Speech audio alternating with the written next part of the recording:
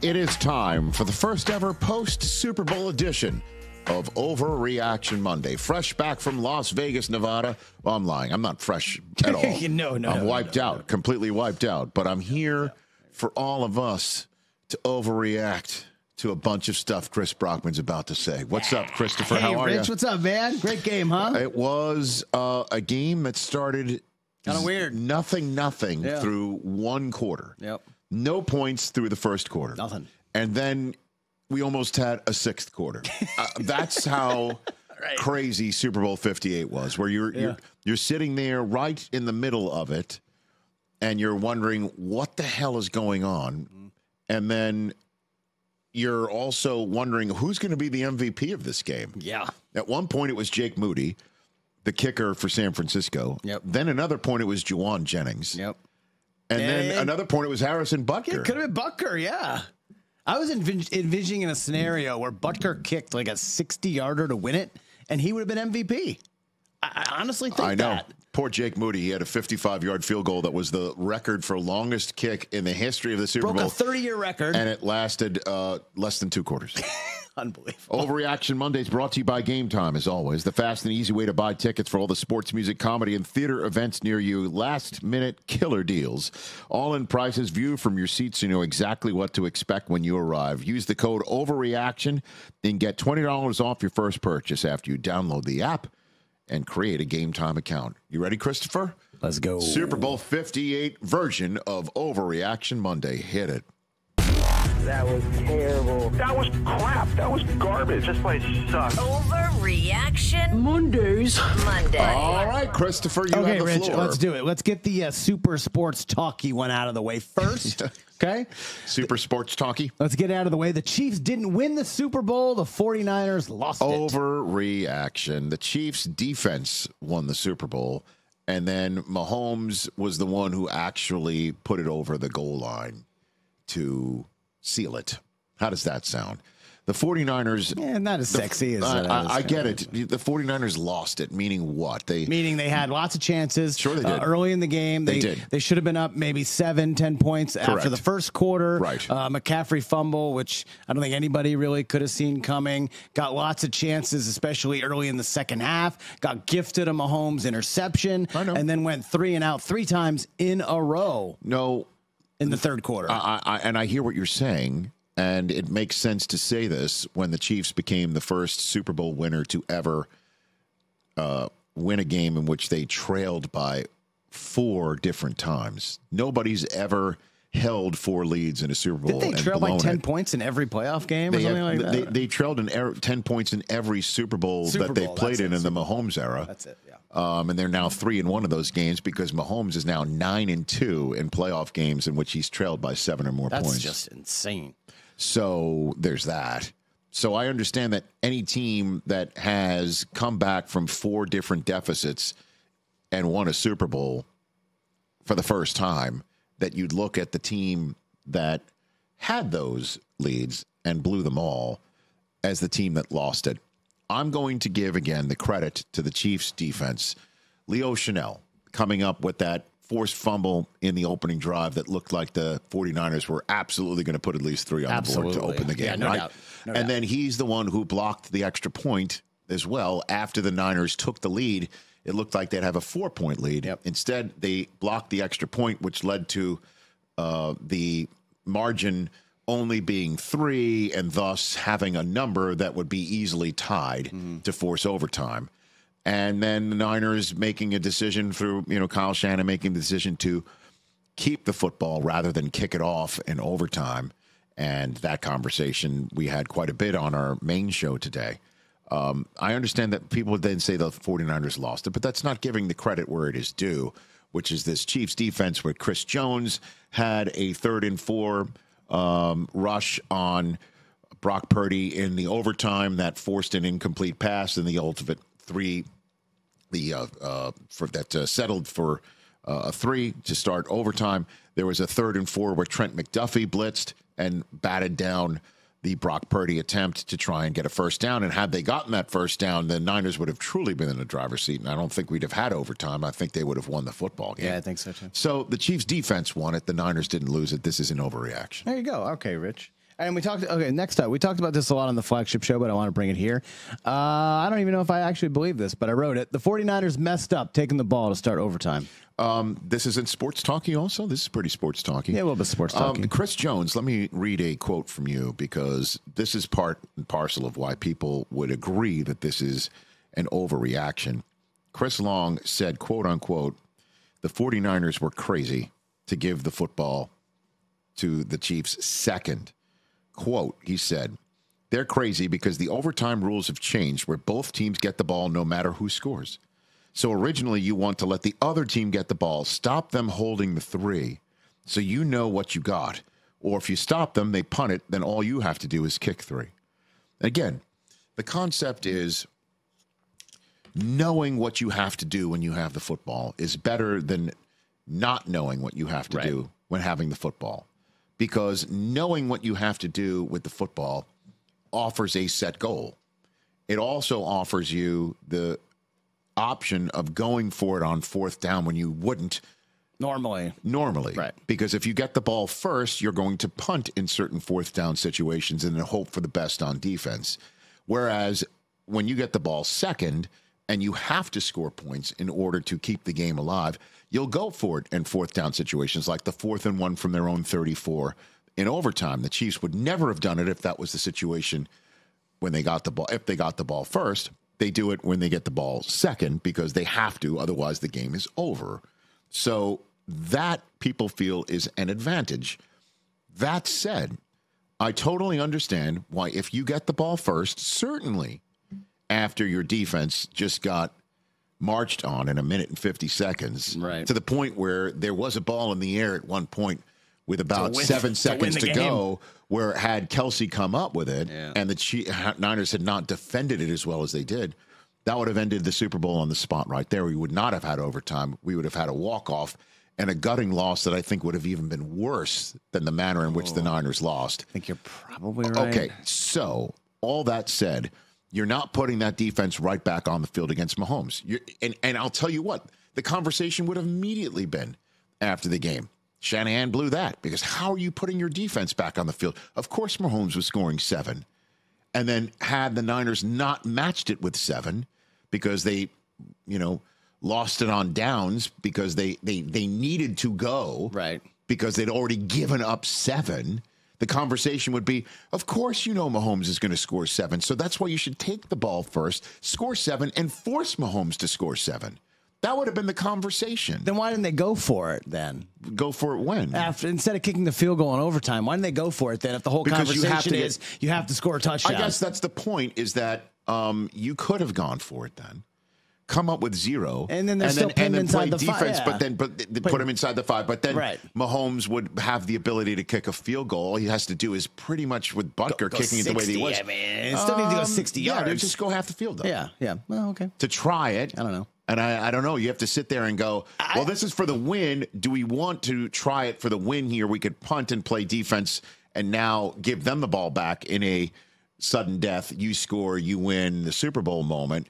As opposed to, well, we kick it from midfield. If we don't get it, then now all you need to do is get 1 first down to end the game. It is to kick a field goal to end the game. There's just so many back and forths and so much shape shifting on all of this. True. That is why I thought, go ahead, score your points, play defense. Certainly after the Chiefs just marched down the field.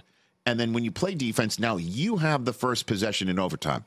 If you start the ball in overtime under these rules and somehow, some way, get a no-blood situation out of the next 2 possessions, yours and your opponent's, now you have the first possession of sudden death.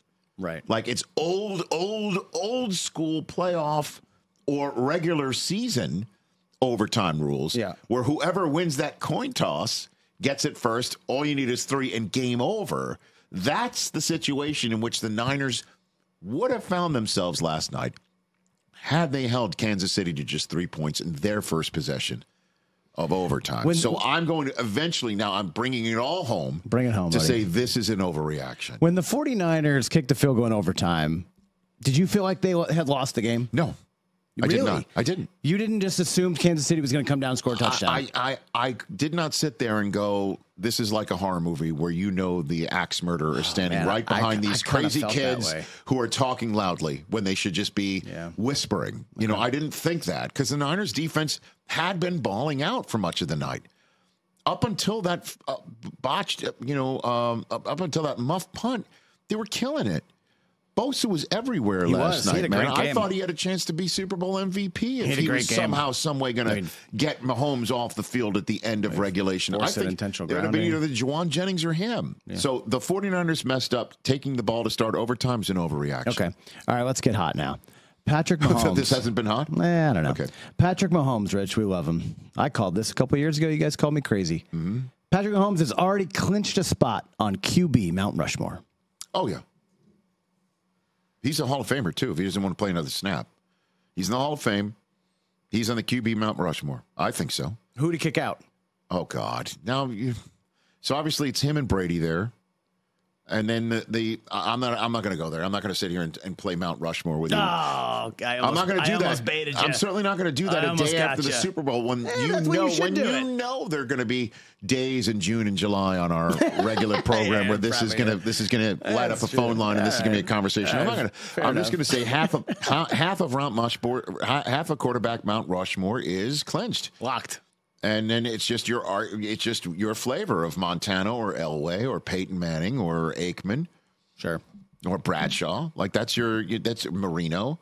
It's a rotational conversation, but there's only 2 seats left in this game of Rushmore musical chairs. Yeah, I agree with you. I don't think this is. I think this sounds like an overreaction. This does sound like, hey, somebody who's only 7 seasons into his career, 6 as a starter, has already clinched a spot on quarterback Mount Rushmore.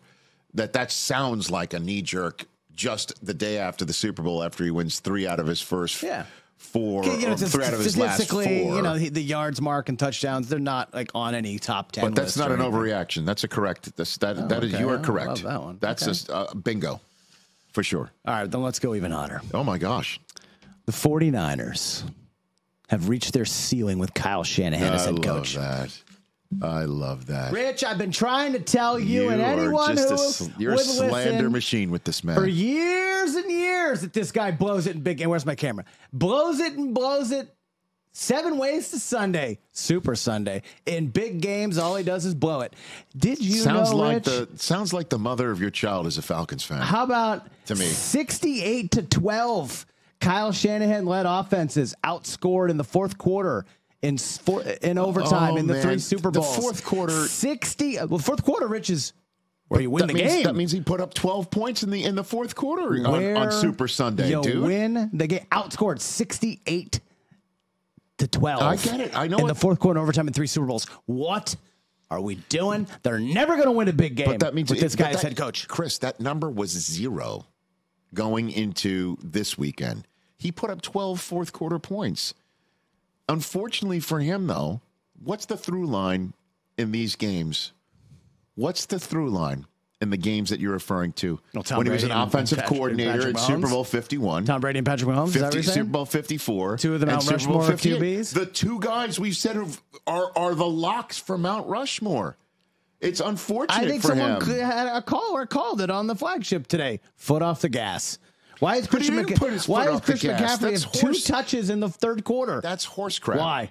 Dude, he went for it on the 15-yard line on 4th and 3. It was a bunny field goal to tie the game. Because you got to score touchdowns to beat Mahomes. And you can't kick field goals. And he put the ball in the hands of Brock Purdy to throw a nice pass to Kittle. Okay, he went for it on 4th down. He did. To tie the game, right? But you can't say he took the foot off the gas.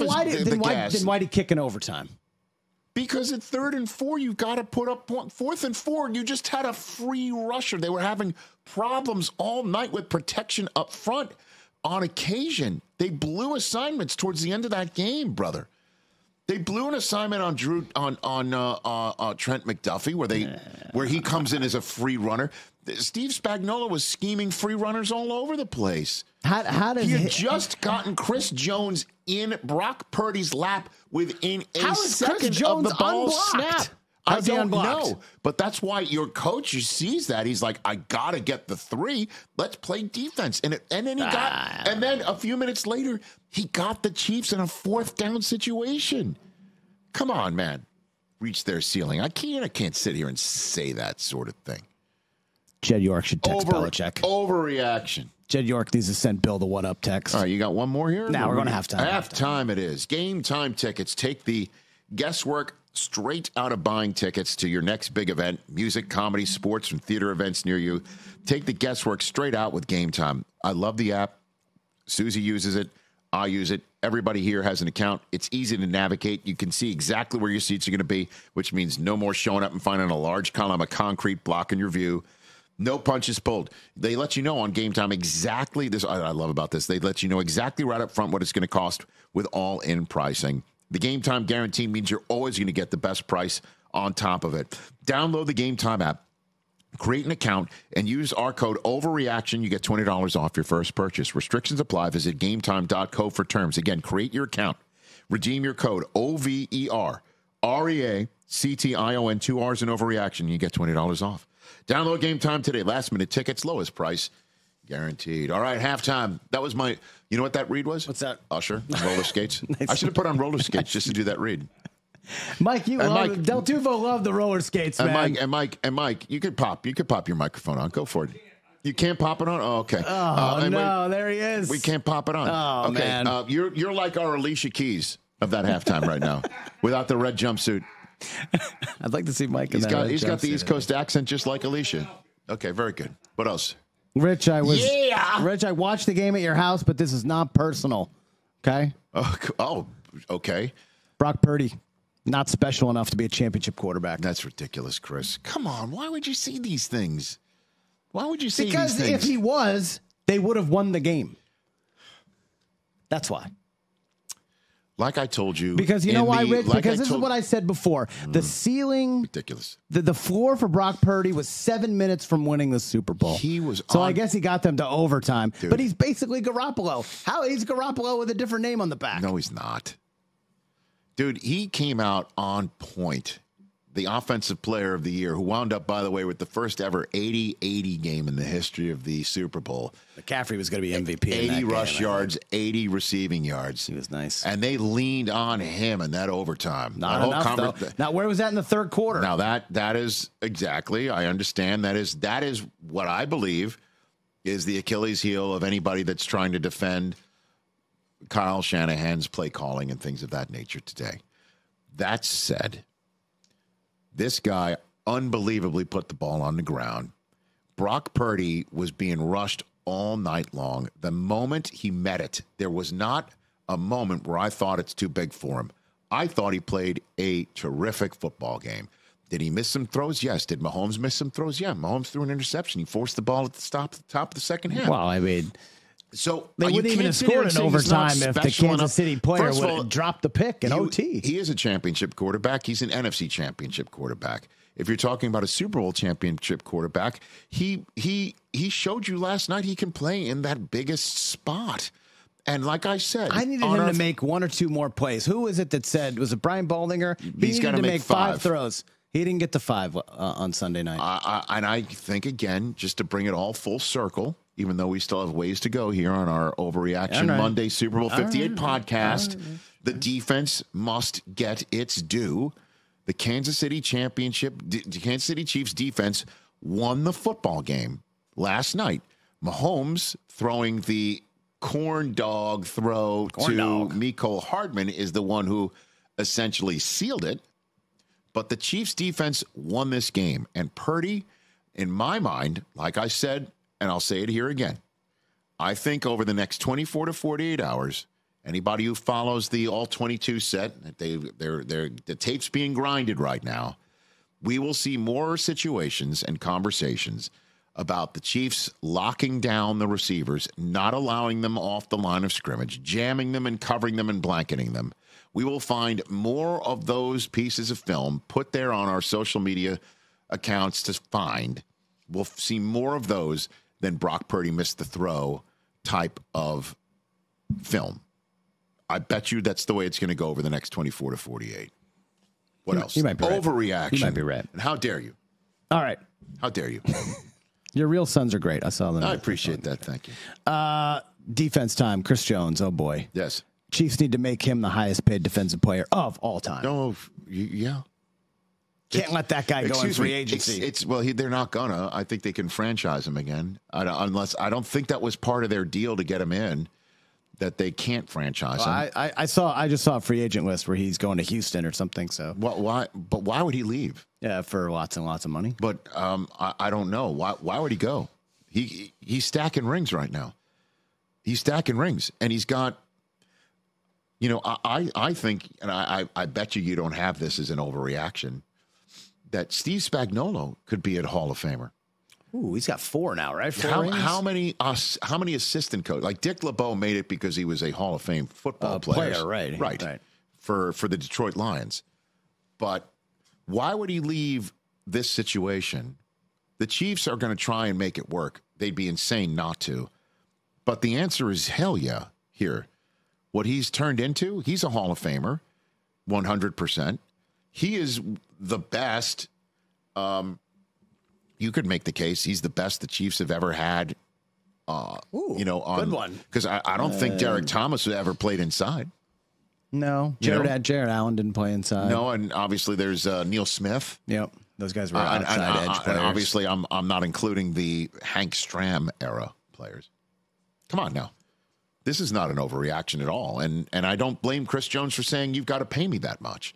But he should ask for that for sure. No, I know that. And they got to figure out how to make it all work. Yeah. Because 100%, what we have here is a machine with Spagnuolo and him and Reed and Kelce and Mahomes. Mm-hmm. And then the drafting of Brett Veach to keep everybody else young and hungry and coached up. That's the dynastic formula that's going on right now. Get paid. Right. And so the question is, how do you do all that? And that's why Brett Veach is, one of the top executives in all of North American sports. But hell yeah, he's that good. Also, you were at the game, so I don't know if you saw it, but he went instant meme GIF worthy with he had the close up in the anthem and the cue. They put that up. The tears that happened. Like we saw Sirianni that last year. We saw that. Really we saw that in the stadium. Yeah, it was a pretty powerful moment. All right, Rich, we just came off the first ever Super Bowl in Las Vegas.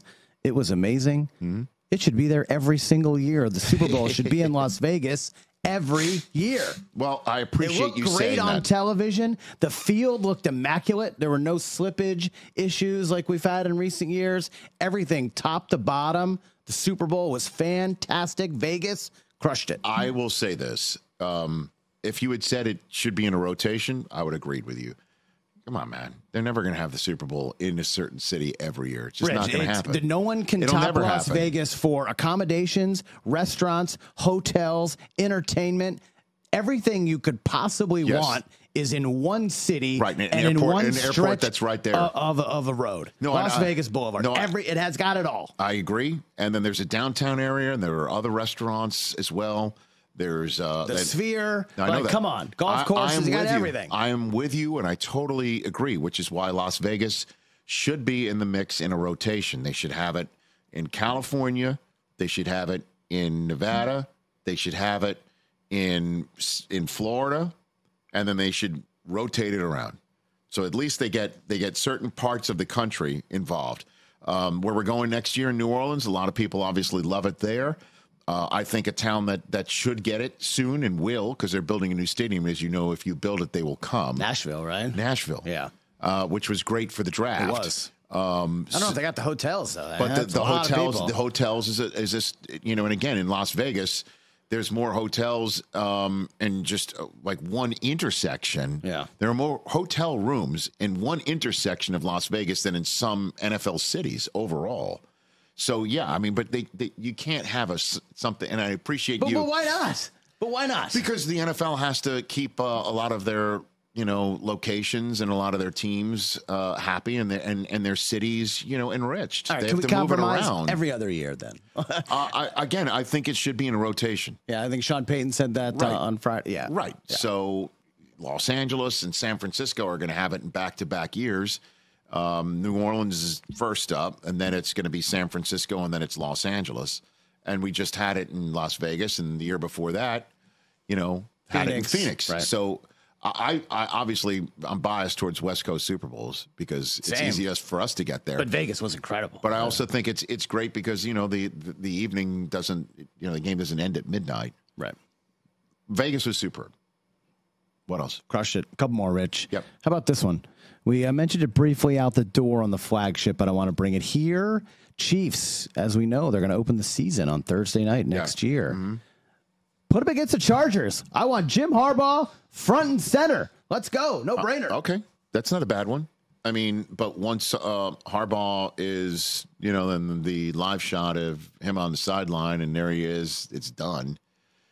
No, but he's going to do so much weird stuff throughout the course of the game. The first time he gets into it with the officials. The first time, the Chargers try to go Charger, and he fights it through. And I don't know how many division games they don't usually have division games to start a season. They just don't. But how often does a guy come back to a team he played for, winning a national championship? I can't call this an overreaction. One thing I will say is that I put my marker on the Bengals.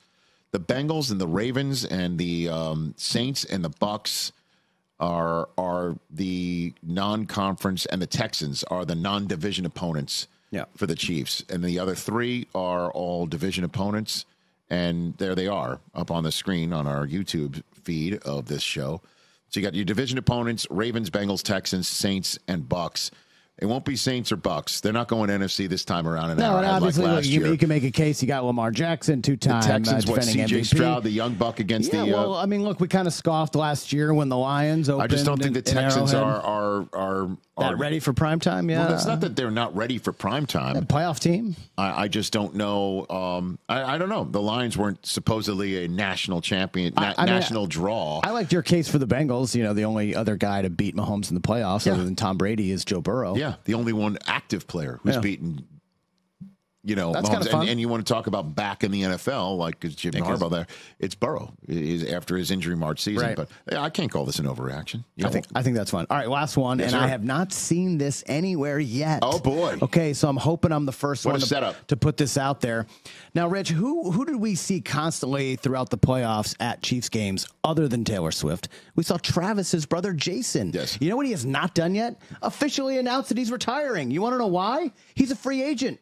He's going to play in KC with Travis next year. That's crazy. Why is that crazy? Because Creed Humphrey is the center there. Why can't he play guard? He's not playing guard. What do you mean? He's not going to do. He's not going to learn a new position. He's not going to play a new position. He's a lineman. He's probably played guard growing up at some point. They're not going to move his family to the middle of the country when they're set up probably in their forever home months. Where they are.